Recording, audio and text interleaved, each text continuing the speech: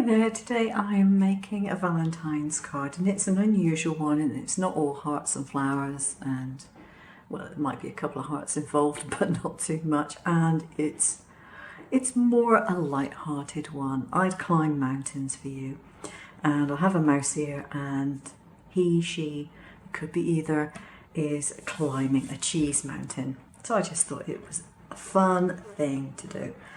So I'm using chromatek watercolour pens here, or watercolour brushes to do it, and I've got my swatches, and I've decided that the colours I want to use for the cheese are numbers 32, which is deep yellow, and number 33, which is marigold. So the marigold, get the swatches in place, marigold is this one, it's a more orangey colour, and then you have the normal deep yellow. So my intention is to use the marigold on this side and then to use the deep yellow in there.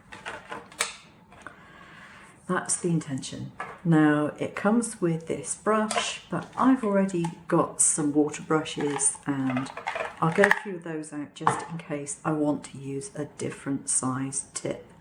So here I have some which I purchased in Little, I think it was, and these are a small, a medium and a large tip respectively. So if I need a different size, and usually it's the small one that I tend to want to have, you know, something which is finer, but I've got them there ready. So what I'm going to do is to use my deep yellow and I'm going to put some colour in here. So I'm just going to go around my mouse and put the colour in, and then I can put some extra tones in afterwards because that's nice and easy to do. So this is on watercolour paper, and I do think that watercolour paper is the best thing to use when you're using pens like this. The brush pens, it's what they're designed for. And I did do a video a while back showing you the difference between good watercolour and bad watercolour paper. You know, the really, really cheap and horrible stuff and the decent stuff, if you want to have a look at that. This is going to be some nice, easy colouring. I will give you a link to the file below, and because this is literally just something for you to colour in, all you need to do is to set it to print. You don't have to do anything else. Just set it to print and then you can colour it in. Now, if you happen to have a cutting machine, as I do, you can do what I've done with it, and that's put a pen in the holder and do it that way. So it's easy. And it saves on your ink, and it means you don't have to bother with doing a print and cut if you don't want to. So, or doing a print, I should say, because there's no cutting involved on this one. It just makes it convenient if you want to be able to put a pen in, and you can.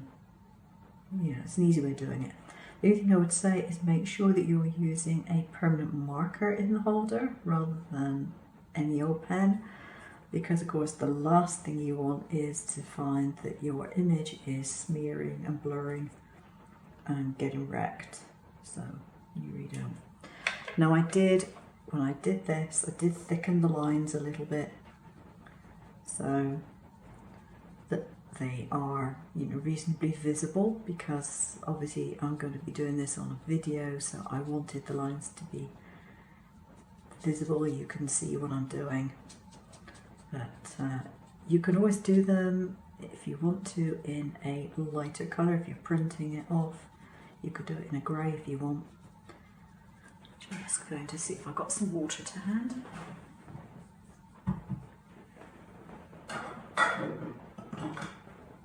Yeah, I did. Got a water cup here. Just going to use a tad more water than is coming out of this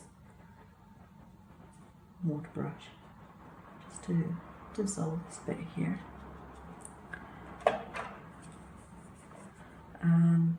Yeah, so you can do it with a lighter colour if you want to do invisible colouring, as it were, or not. It's up to you. Now, because this is supposed to be a piece of cheese, I don't have to do a blue background. It's not actually a mountain. So you could do whatever colour background you like. It really doesn't matter for this design. I haven't decided what colour I'm going to do mine yet.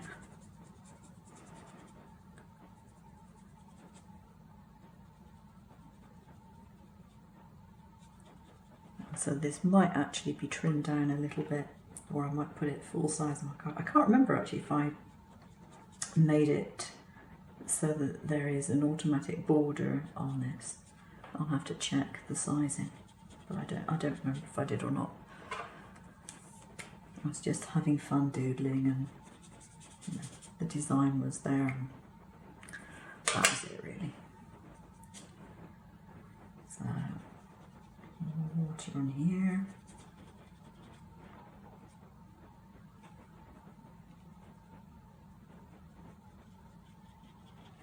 I do like the convenience of the watercolour brush pens, I have to confess. There we are. And that's got a little bit of variation in the colour without me doing anything to it very much at all, which is nice. And then I want the other one, which is the marigold, for this side of things, because this one is supposed to be the skin, if you like, the outer side of the cheese, so it could be a bit darker.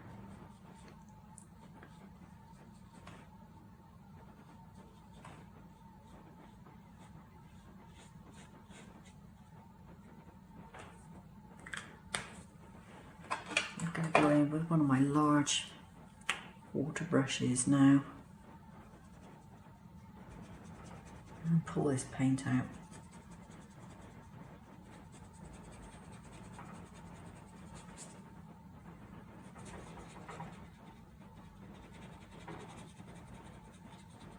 Just use lots of water to get the colour to leach and bleed and go out a bit.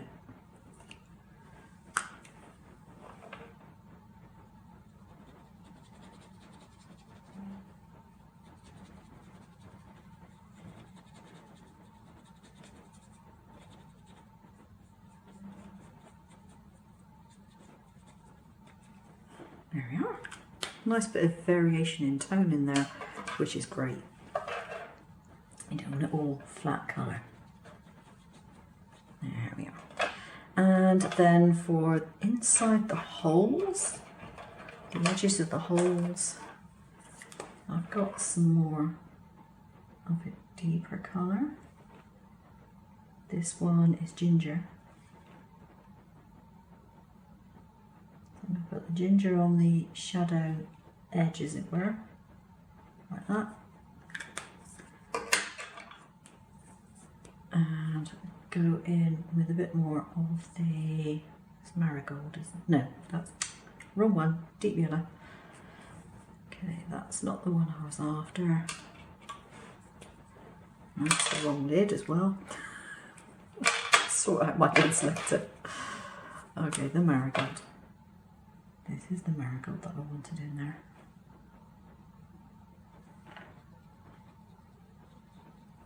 There we are. So that's that.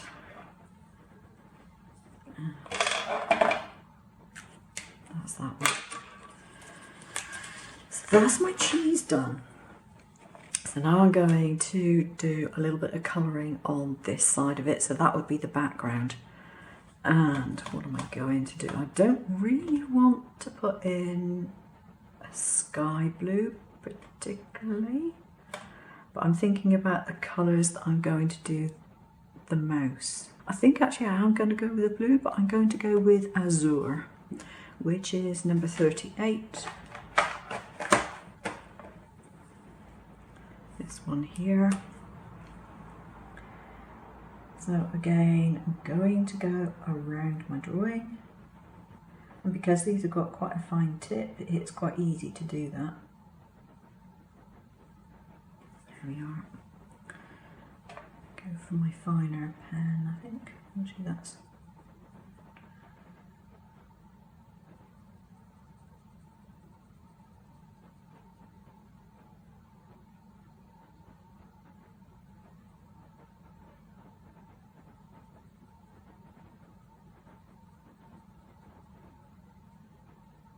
There we go.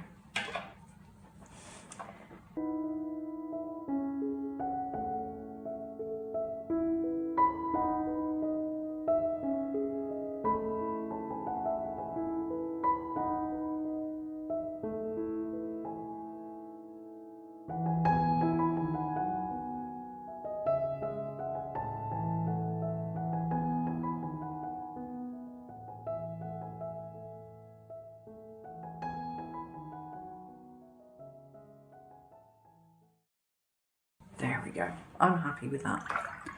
So I've got this sort of faded, watery sort of look behind the mouse, which is what I wanted. And I'm going to leave that to dry before I colour in the mouse himself or herself.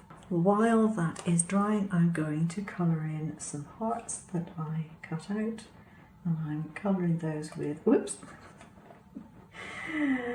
they're so lightweight they flick very easily.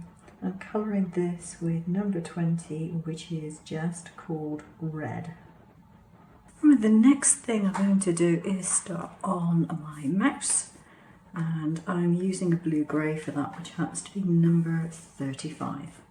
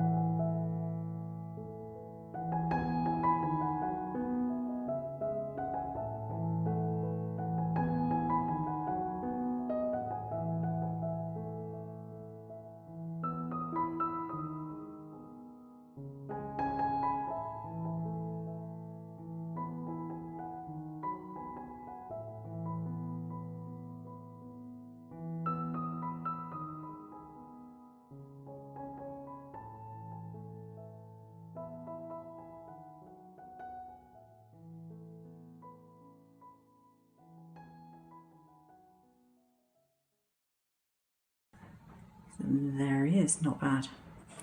Now I've got my little hearts and somehow I've managed to lose one of them. Where have I put it? It was there earlier. I had 3 of them earlier. There we are, it has gone on the floor. I swear these hearts have a life of their own. One little heart up here.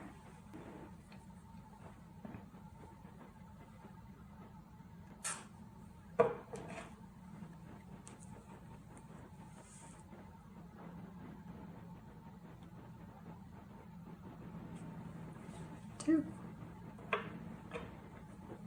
And